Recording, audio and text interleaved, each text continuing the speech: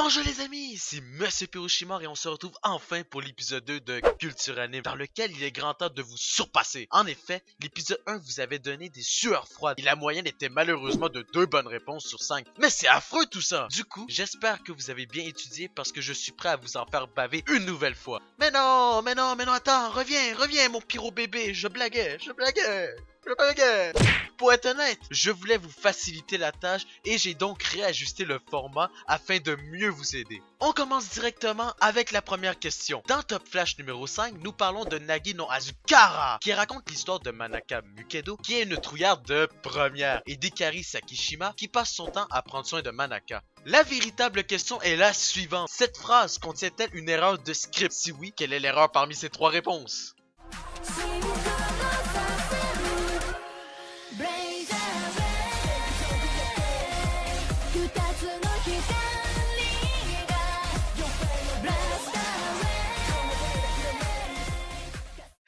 Vous êtes curieux de la réponse? Passons en revue l'extrait. Nagi no Azukara, qui raconte l'histoire de Manaka Mukedo, qui est une pleurnicheuse de première. Bien évidemment, cela ne demandait pas une ouïe de lynx pour comprendre que l'erreur de script était la réponse numéro B. J'espère honnêtement que cette première question vous a donné la confiance parce que nous allons passer un cran au-dessus si ce n'était pas encore compliqué. Dans un certain Flash Anime, nous parlons en profondeur d'un sujet qui touche plus de personnes qu'on ne le croit, ne serait-ce que par tout ce qui est violence verbale et physique. En gros, nous parlons d'intimidation pure et dure. Petit indice, j'avais sorti cet épisode vers les débuts de la rentrée scolaire. Bref, quel est le nom de l'anime?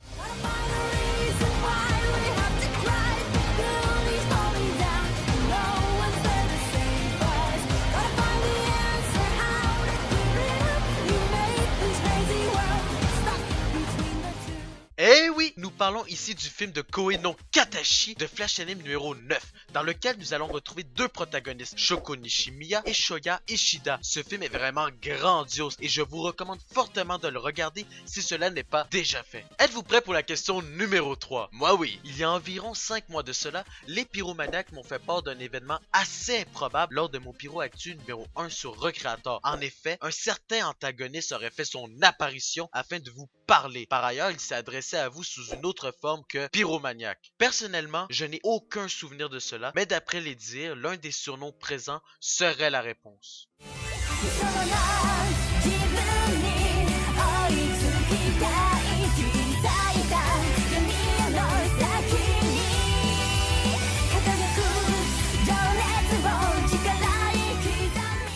Pour être tout à fait honnête, je suis encore étonné de cet événement, mais pour être sûr, passons en revue l'extrait. Rien que ça. Oh, vous pensiez que j'allais devenir pervers parce qu'elle a un beau fessier là de mademoiselle? Eh bien vous êtes trompé. Au fait, pour moi là, vous êtes pas des pyromaniaques, mais des pervers maniaques. Ça vous correspond mieux. Continuons avec mon énergie s'épuise. Ouf, je ne sais pas trop ce qui s'est passé, mais je suis désolé pour ce genre de comportement et si cela arrive de nouveau, faites-moi en part dans les commentaires parce que mon monteur et mon scripteur ne m'ont absolument rien dit. Bon, cessons de nous morfondre concernant cet épisode et partons plutôt à la conquête de l'avant-dernière question.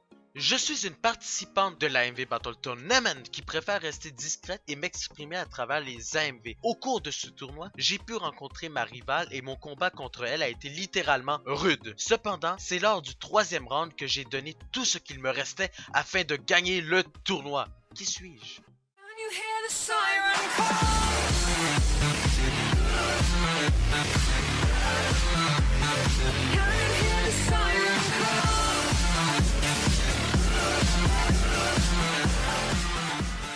Vous avez bien deviné mes chers maniaques, c'est Pris qui a remporté la victoire avec son magnifique AMV sur Koe no Katachi. Cependant, je tiens à signaler que le tournoi a été constamment serré et franchement, j'ai bien hâte de vous organiser la saison 2 qui prépare du lourd. Allez, on enchaîne avec la dernière question. Nous sommes sur de l'externe total parce qu'il s'agit d'un anime que je parle très souvent sur le Discord, mais plus précisément d'un spin-off que j'ai commencé il y a quelques temps et terminé d'ailleurs. Bien évidemment, je ne vais pas vous laisser à l'abandon et je vais donc vous diffuser l'opening pendant 12 secondes et uniquement 12 secondes afin que vous puissiez deviner l'anime. Sur ce, c'est parti mes chers maniaques et bonne chance!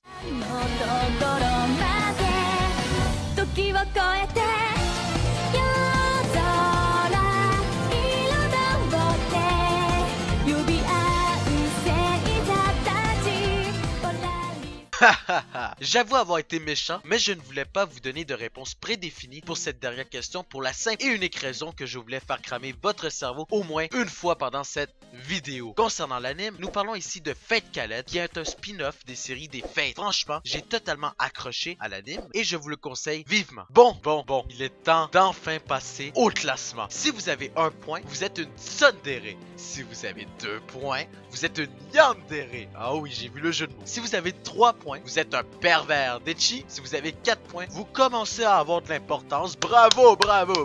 Si vous avez 5 points, alors là, vous êtes l'Hokage de cette vidéo. Félicitations, je vous félicite. Pour conclure, mes chers pyromaniaques, j'espère que ce Culture Anime vous aura plu. Je sais qu'il s'agit du concept dont les épisodes ne sont pas abondants, mais pour pouvoir avoir un épisode, j'ai besoin de faire avancer la chaîne parce que Culture Anime repose sur 75% des questions venant des autres concepts. Sur ce, si vous avez aimé cette vidéo, n'hésitez pas à me donner votre plus gros pouce infernal ainsi que le partage infernal. Cela me ferait extrêmement plaisir et n'oubliez surtout pas de me parler de ce Dark Pyro en commentaire lorsqu'il débarque à l'improviste. De cette manière, nous pourrons peut-être connaître la nature de celui-ci. Sur ces belles paroles pyromanciennes, je vous dis à tous de passer une bonne soirée ou journée. Salut!